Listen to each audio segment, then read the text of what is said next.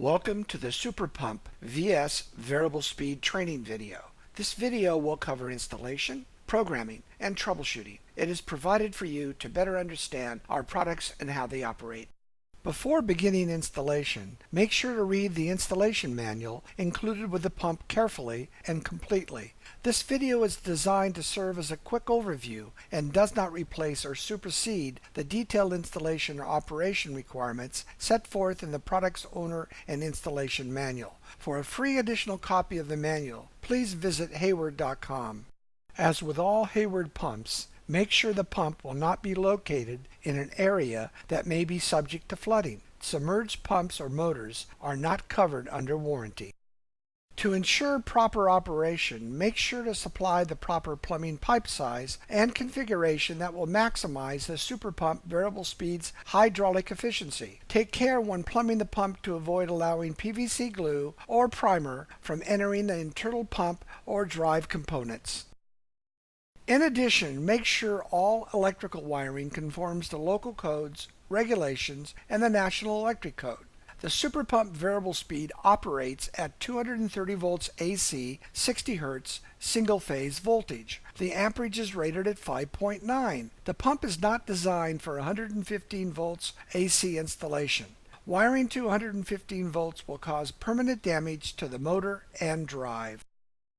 Also ensure the pump is properly bonded and grounded for safety. To begin installation, turn off all electrical power at the circuit breaker. Next, remove the wiring access cover on the motor drive. This is done by removing the 4 screws on top of the cover using a 3mm hex wrench. When the cover of the drive is removed, care should be taken to ensure no wiring strands or other debris are allowed to fall into the drive area or motor. Next, remove the 3 wires that serve as test leads for factory performance testing. They are connected to terminals L1, L2, and ground. These leads are not to be used to connect load power to the pump. Next, connect the 230 volt AC line power supply wiring to the terminal block and ground wire to the ground screws as shown in the input power wiring diagram in the manual. You will notice the ground lug incorporates a washer, so make sure it does not fall into the internal section of the motor or onto the circuit board of the drive. Make sure to utilize a watertight conduit connection to the pump's drive to ensure no water gets into the pump's drive or motor. Connect the pump to the pool bonding system using number 8 bare wire. For Canada, number 6 bare wire is used. A lug for bonding is provided on the outside of the drive enclosure. After all electrical connections have been made, replace the wiring access cover on the motor drive. Make sure the motor lead wires are routed in such a way that the wiring access cover can be installed and seated fully without interference. Note that the screws are 2 different lengths and that the longer set of screws should go in the rear holes of the drive. In addition, the display cannot be rotated 180 degrees. It must stay in its original position facing the rear of the motor. Now we will review startup and programming. First, we see the pump display as viewed when the pump is not powered up. You will notice the power LED at the top left as well as the display are not illuminated. In addition, the LEDs for the speed buttons V1, 2, and 3 are not illuminated. When power is applied to the pump, we see that the power LED is now illuminated and that the display shows the driver vision number and then the RPMs of the pump while in prime mode. While in prime mode, pressing the display function button will advance the display to also show the amount of time remaining in prime mode, as well as the amount of power being consumed in watts. The pump is set to start in the default prime mode, which is 3000 RPMs for 3 minutes. When priming is complete, the pump will switch to speed V3. The pump will then run at V3 speed for its programmed time and then switch to speed V1. The default speeds and times are as follows. V1 1500 RPMs and no timer. V2 2400 RPMs for 12 hours. V3 3000 RPMs for 12 hours. To configure the pump's speeds and timers, begin by pressing and holding the display function button until the configuration menu is displayed. The first selection will be the prime mode. Press the up or down arrows to adjust the prime time from 0 minutes up to 4 minutes. Next, press the display function button to edit the speed setting for V1. You will notice the V1 LED is now blinking to indicate the pump is in the configuration menu. The up and down arrows are used to adjust the speed between 600 RPMs and 3000 RPMs, which are the minimum and maximum speeds for V1, V2, and V3. Pressing the display function button again will display the speed setting for V2. Use the up and down arrows to adjust. When the display function button is pressed again, you will see the timer setting for V2. To change, press the up and down arrow buttons to adjust the time, anywhere from 30 minutes up to 23 hours and 30 minutes.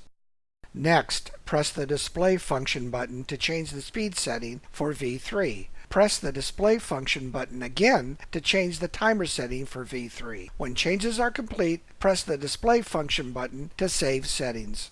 Now we can view our changes by pressing V1, V2, or V3. When we press V1, we first see the speed that is currently set. Pressing the display function button will display the current power consumption, shown by the letter P. When we have selected either V2 or V3, pressing the display function button once will display the remaining time left on that timer, shown by the letter H. Pressing the display function button again will show the current power consumption for that speed. When the Run Stop button is pressed at any time during normal operation, stop will be displayed on the screen. The pump will come to a stop and will remain stop until the Run Stop button is pressed again, at which point the pump will resume normal operation. To make a quick speed change to either V1, V2, or V3 while they are running, press the up and down arrow buttons to increase or decrease the speed. The LED for the change speed will begin to flash. To save the speed change, press both the up and down arrow buttons at the same time. The LED should now be solid, showing that the speed has been changed. After prime mode, the pump will automatically go to speed and time for V3. It will then change to V1 after the time set for V3 is complete. V2 can only be engaged by pressing the V2 button. The pump does not automatically switch to V2 at any time. Here is an example of a possible installation for the Super Pump VS. We can connect the pump to a switch, time clock, or filter control relay of a controller for daily startup at V3 for speed and duration, and then the pump will automatically change to the speed V1 at the end of the V3 cycle. As an example, we could start up in V3 as a cleaner speed and then run V1 at a lower filtration speed. This leaves V2 available for non-daily applications, such as backwash. We are now going to talk about basic troubleshooting. When troubleshooting the pump, it may be useful to run the pump without program functions being active. This can be done in the service mode, which only allows for motor RPMs to be changed. Service mode is entered by removing power to the pump and then pressing and holding the display function button as power is turned back on. Test will then briefly be shown on the display, and the LEDs for V1 through V3 will blink together to remind the user service mode is enabled. The pump RPMs can now be adjusted using the up and down arrow buttons. To exit from service mode, cycle the power to the pump off and back on. If needed, you can reset the pump to factory default settings. Remove power from the pump and then press and hold the Run Stop button while applying power back to the pump. When the pump is turned back on, the screen will display Reset. Confirming that all settings have been reset to factory default settings, the pump will then begin to operate in prime mode. For professional help and service, go to Hayward.com and select Dealer Locator, which you will see at the top left of the website navigation bar. Next, provide the zip code of where the pump is installed, as well as 1. A search radius, 2. Pull type, 3. Product repair and service, and 4. Variable speed pump.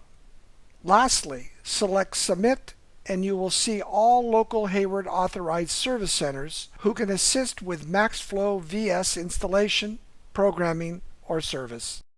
Thank you for taking the time to view this video. We hope the information contained here has helped you with your Hayward Super Pump variable speed pump. Remember to visit Hayward Pool Products at www.hayward.com along with our social media sites for helpful information about your Hayward products.